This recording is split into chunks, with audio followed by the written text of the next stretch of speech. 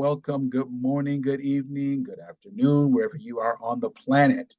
Welcome to another edition of the Burn the Manual Founders Chat, featuring yours truly, Anthony Carter and OnJonet. Coming back at you. Thank you for listening. Please keep the comments, the feedback coming. Let us know if there's something you want us to address. Tell me what you're currently working on and what you're excited about. What am I currently working on and excited about?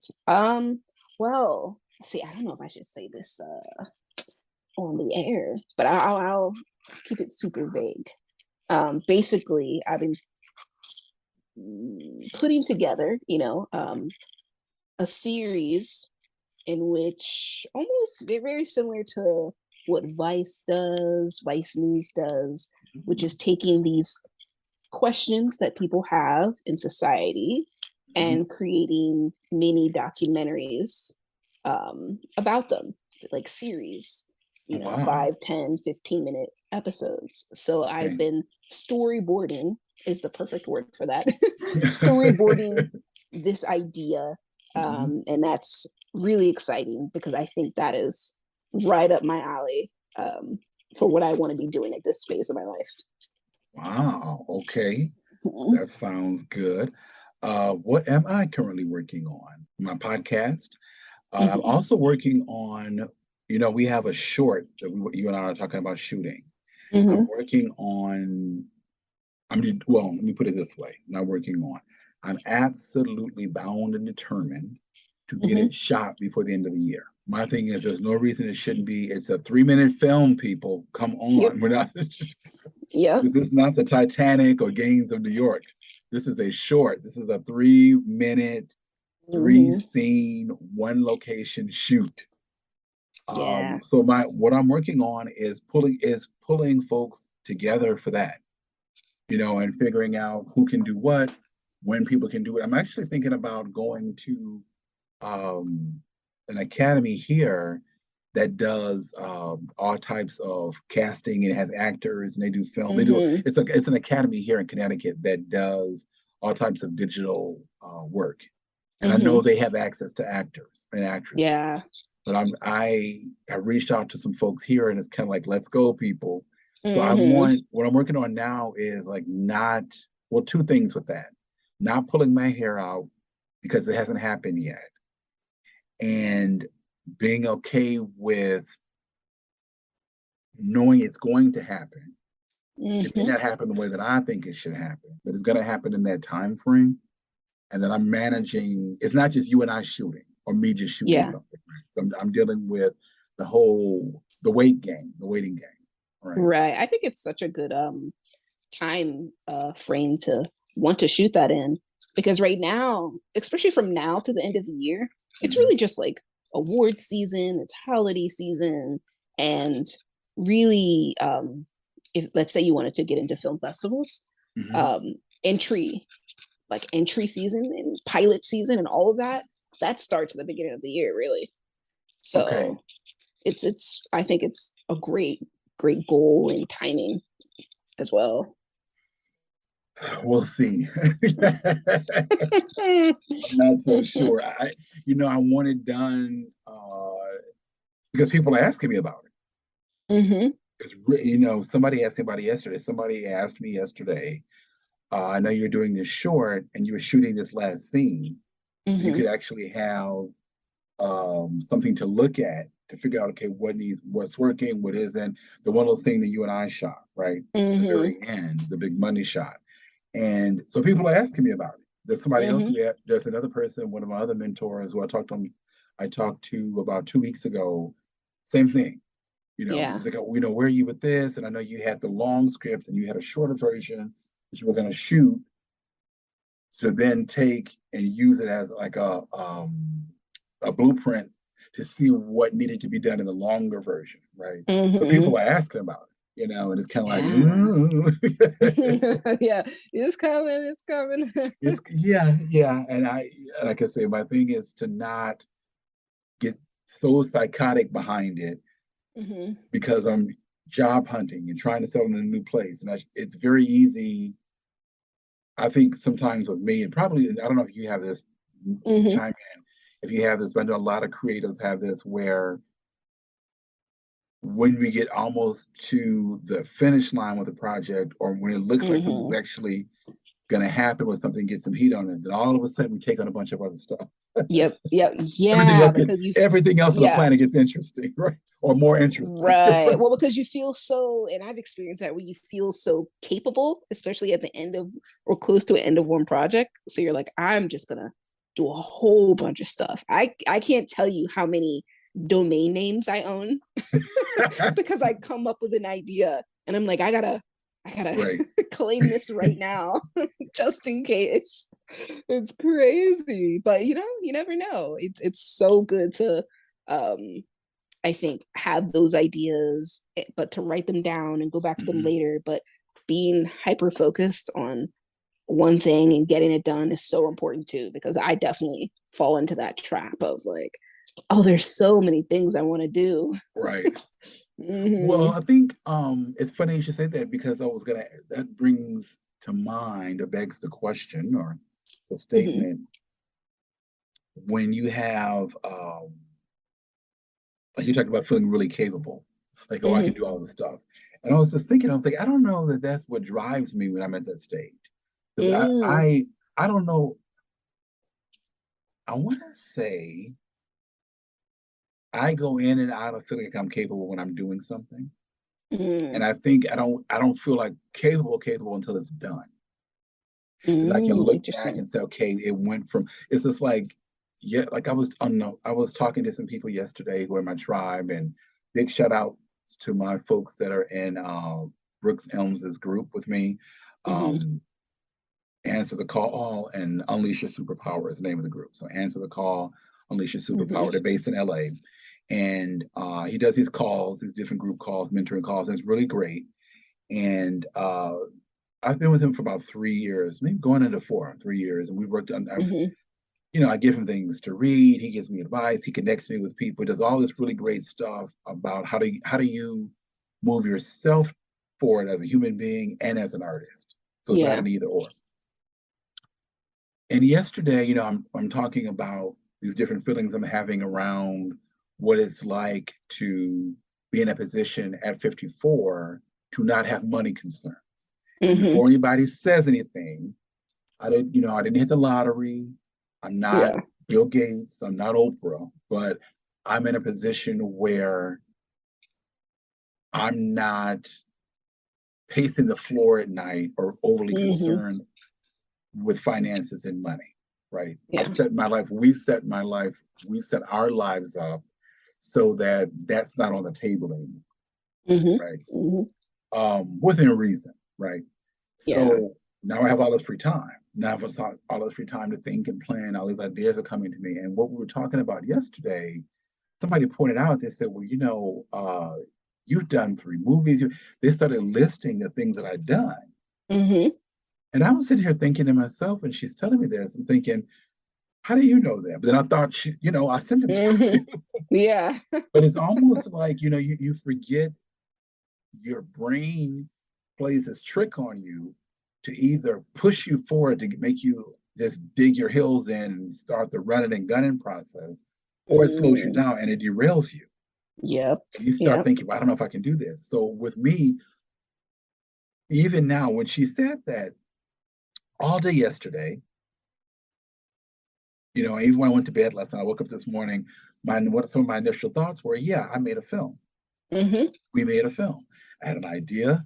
It was a process. I wrote it up. We tried different things. I put together the interviews. You edited them. You came up with the shots. You did, I asked you to slow the camera down on this part. So I did that, right? Yeah. And it wasn't that I gave somebody a bunch of orders and they started cranking out the work. It was something we came up with.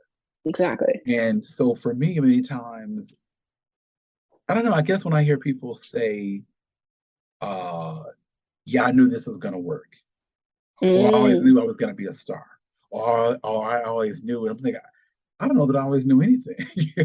Interesting. I mean, Okay.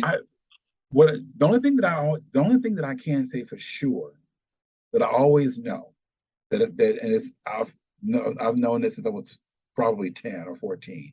I always know that I will be able to figure things out. Like that's Okay. my ace in the hole. Like people talk about, oh, I knew I was gonna do this. I knew I was gonna end up here. I didn't know shit. All I knew was, okay, Yeah. I will be able to figure out what I need to figure out when I need to figure it out. Yeah. And that is never it has never failed me. It's the same thing we were saying before about how we met, right? And doing this movie, Hmm. right? And I was thinking about it yesterday, and if all it would have taken was one of those circumstances to change, we would have never met. True. We wouldn't have videos under our belt. We wouldn't have a production company. I would be doing something else, right? Hmm. And it's almost as if when you keep yourself open and your approach is, I'll figure it out, then I'm not attached to a particular result. Like I Yeah. know I want to end up. And the whole time I'm on the train and the train is moving, I'm constantly moving things out of the way. Like this isn't it, Hmm. this isn't it, this isn't it, right? And it was the same way when we did the first film. When we Right. did, even when we did I realized today we did 3 films. Somebody Hmm. pointed out yesterday too. And then I said, wait a minute, I was thinking about it today. The one where I have shots of Greece and the shots of my dad as a little, Hmm. like, that's a film. And I Yeah. didn't realize that till today. Isn't that crazy? Today I was like, oh, wait a Yep. minute. I was like, oh yeah, that was Yeah. Yeah. it's a different type of film, But but still it's, a film. and I thought about it, I was like, okay, I've got poetry in the film that I've written. I've got, different, and I thought, wait a minute, that was a freaking film. Hmm. And it just hit me today. Literally, Yeah. I was like, wait a minute, 3 films. So uh yeah, the whole thing about being capable, feeling capable, I would say, in all honesty, I don't know. I think I rarely feel capable. Interesting. I Yeah. feel I often feel, and somebody pointed this out to me years ago. I don't often feel capable. I always feel resourceful, right? Okay. I like that. Which I think that's a fair trade. Hmm. I love it. I live for the resourcefulness I have and how I figure stuff Hmm. out, right? Which means I rarely have the answers up front. Well, I don't Yeah. have everything mapped out. Like, I do some planning, but I don't the rationale is all figured out. And I Hmm. do. I do. I figure it. When my film fell apart and I was like, okay, I got no director, no this and everything. And I was like, okay, we're halfway through this program. Hmm. And I still don't know what the hell I'm doing, because I've never made a film before and I don't know. And who would I call? And it just kind of, but I was smart enough to know to keep going, right? Yeah. Once again, being resourceful. If I keep showing up and put it out there, somebody knows somebody can help me do this. And that's Hmm. exactly what happened. So, dear Yeah. listeners, dear fans, if you take nothing else from me or from us or from the production company or from this particular episode, please keep going. Go for resourcefulness. Do not go for what is it? Yeah. Certainty. Do not go for I know. You don't know. I Right? love I We're love all what you making say it up as we about go along. yeah, I love what you say about keep showing up. Mhm. And I think not only keep showing up, but keep showing up as exactly like who you are and be very vocal about what you want in your future or even what you do. So like even with our mutual friend introducing us, I mean, I was what 5 years out of school, you know what I mean? So like she knew me from school. Who knows what I would have been doing 5 years from now? Maybe I could be like an architect, right? Right. But it's because constantly in my life, in my social media life, no matter where I am, I'm showing up as, hey, this is me. I'm the editor. I'm the musician. I'm the filmmaker. I'm Mhm. constantly reminding people like this is who I am and this is what I do, so that when someone does think of me or they go, oh yeah, well she can do this or Mhm. so I was talking to my friend Danny about this. I've always talked to him about it, which was um speaking who you are and what you want into existence, Yes. like Yep. constantly doing that, waking up thinking about it. That's what I think about it every day, who I Mhm. am, what I want to be, music, Right. film, all of that. And it really puts your mind in. We talked about this in another episode of, there is no other choice. This is what makes me happy. So I will find a way to get here, you know? And that has been the one thing that's always fueled me from high school to now, which is, this is what you want, you will figure it out. You'll find a way. It doesn't matter how long it'll take or the certain paths you have to take to make sure that you're financially stable or emotionally okay. But eventually you'll get here. And it's just keeping that eye on that goal. So I love it. I love it. I love it. I agree. I agree. I think you can have 100 reasons why you can't do something, right? A litany. Well, I don't have this, I don't have that, blah, blah, blah, blah. Or, the only thing that changed, the only thing that ever, there's a great quote that, or statement this lady said. I watch Mom a lot, that TV show Mom. It's very funny. And a lot of those philosophies, they slip in some really good, and I know a lot of people who have been in recovery for a long time. So a lot of that is true, like stuff that they say and some of the philosophies, And one of the philosophies that the Queen Mother said on there was that, nothing changes if nothing changes. Right? Yep. And I always take that to believe if you want something different, you're going to have to do something different, right? Yep. The only thing that changed between me seeing that film in 2003 of Michael Moore, seeing Michael Moore's film in 2003, me doing a film 17 years later, the only thing that changed was me. The only thing that changed is that I eliminated the excuses, the reasons, whatever you want to call them, for not doing what it is that I wanted to do. I didn't give myself the luxury of being able to have an excuse. That was the only thing that changed. That was the only factor. Yeah. And then, like you said, then you start thinking, well, I did that. It means I can do this. Or if I'm the key that changed this from a no-go to actually not only thinking about it, but actually was executed and done, right? Because I think you can get into yapping about stuff for a long time too, but the fact that it was a thought and got executed and completed, not finished, but completed, is a big deal. So then you start to think, like I start to think, okay, well, if I was the factor that changed this to this, I gave myself that permission. What else can I permit myself to do? Oh yeah. And what else is in the back burner I can pull out and say, yeah, I think I'm going to do this. Go on. Well, yeah, and the last point I wanted to make is just learning to be okay with the fact that it is a process. I was talking to one of my friends and he works at this restaurant and he can like see outside and people are passing by on a hot Saturday or something. And he's just like, oh, I wish I could be out there just enjoying my life, but I'm stuck in here working. And, but what I always say to him is like, you have to understand that everything is a process. What are you working for? You're working towards something. And although hopefully. It may, hopefully, right? Like it may not be fun today, but maybe next week, next month, you'll be able to feel the fruits of your labor. Because I think even me, like sometimes I'll get stuck in the position where I'm like, oh, I just wish I was where everyone else was at. But you have to understand that it's such a process. Yes, it is. Let me ask you something else. You talked about happy. When were you your happiest? When have you been your happiest? Oh my gosh. I will say like my first ounce of like when I know I was my happiest was, and I talk about this so much, but it was when I was on tour as a videographer and editor, and I was filming and editing every single day.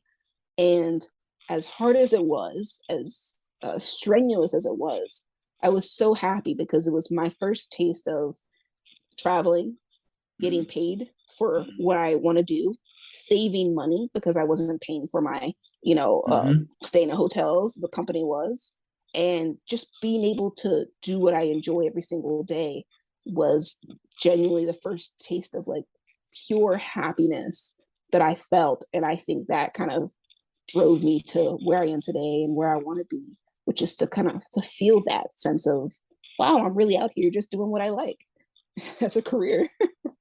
So yeah. What about you? Okay. I can honestly say I've had a lot of happy moments. I've had a lot of happy times. I've had times that weren't so happy too, but I've had, if I had to I don't know that I could pinpoint one. Each one was great for when it happened in that moment. But I'm happy to report that there was something else that came down the line that kind of like, oh, okay, you thought that was a good, good deal. It's like, and I remember, it's funny, I was thinking about it yesterday about happiness and where it comes from and what people, and I think that usually I've been the happiest, I think, when something has been really hard and it like kicked the crap out of me, right? And then I got to the other side of it, or I stayed with it long enough for it to change, right? Or I stayed at something that was really hard and then I figured something out. And then all of a sudden it was like candy. Yeah. So when I think about, I was happy when I got my first job at 14, right? I think I was really happy when I graduated from college. It was an accomplishment. It was hard. I mean, it was not the work necessarily, but just the socialization, the stuff I was trying to figure out. Being 18, 19, being away from home, for months on end. And I had done summer programs before, but this is like, you started college, you started in August, September, you didn't come home until November, December. So you're trying to navigate all it. So it was hard. And dealing with people was hard and coming out was hard. So when I got through that, I was 23 and I was graduating, I was really happy about that. Right. Then I was ecstatic when I went to a writing program at University of Iowa that I paid for myself. Went to this program and I was very happy about doing that. I saved and I had these jobs and just made it happen. Right. Yeah. So I was very happy about that. And then when I got my first place, I was happy. I was out of my parents' house. I was like, okay, I rule the roost. I'll turn the lights off when I want them off. Yeah. I'll run the water when I want to run the water, But, so then that was a thrill. And then going to Japan, moving to New York, I was, because I made that happen. Right. Yeah. I went to, and let me say this, and I'll bring it up at a later date too with some other episodes. When I went to Japan, you're talking about making minimum wage, right, at $13, $14 an hour. When I went to Japan, I saved money. I planned, plotted, begged, borrowed, and stealed, talked to Jesus, talked to God, anybody who knew Jesus. I was like, I'm going to do this, right? Right. So it was a 2-year plan. I started doing it in 93. I've been talking about going to Asia since 88. I got really serious about doing it in 93 and took 2 years of planning. Wow. 2 years of me doing things like taking a train to Chicago to interview for a job, and not getting it. Going to, I think I went to Toronto or somewhere in Canada and interviewing and not getting it, right? And so it took 2 years of planning. When I got the opportunity to go, I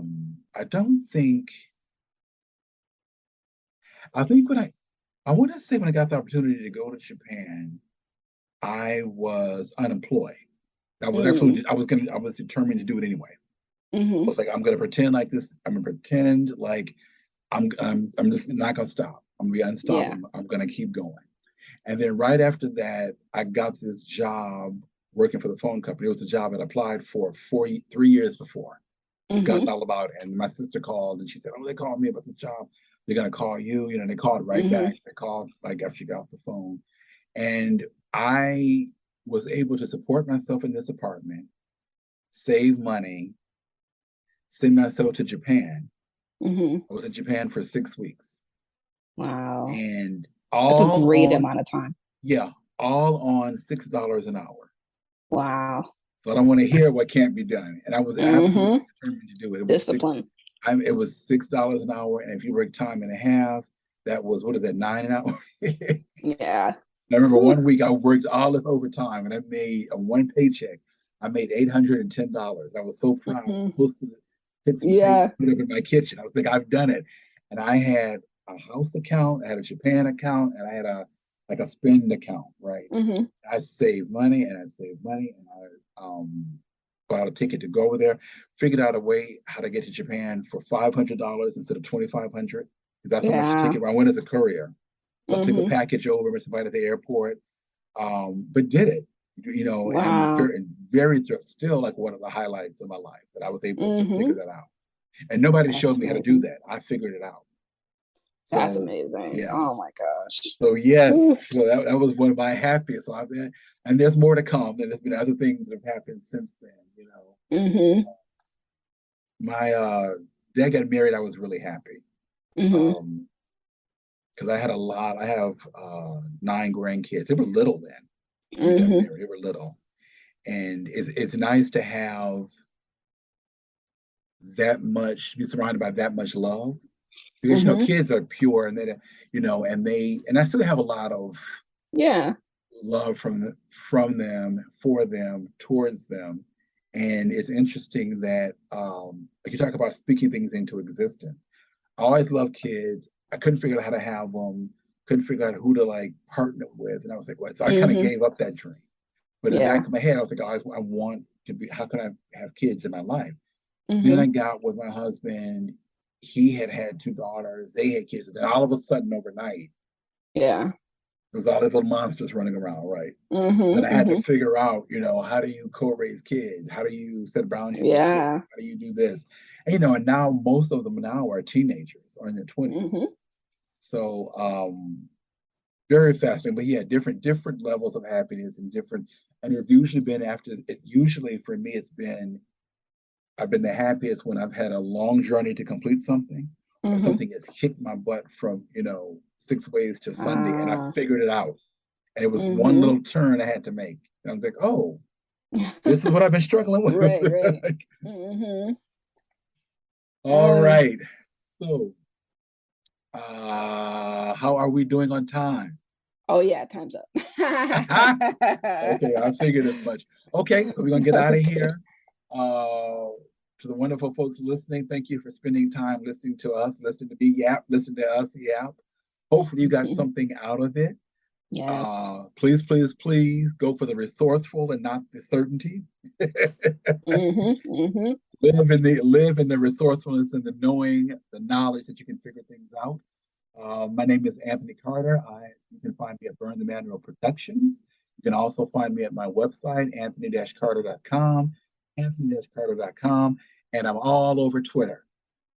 Yeah, my name is OnJonet Malaya. You can find me at Malaya Music everywhere. Burn the Manual Productions. Yeah, that's it.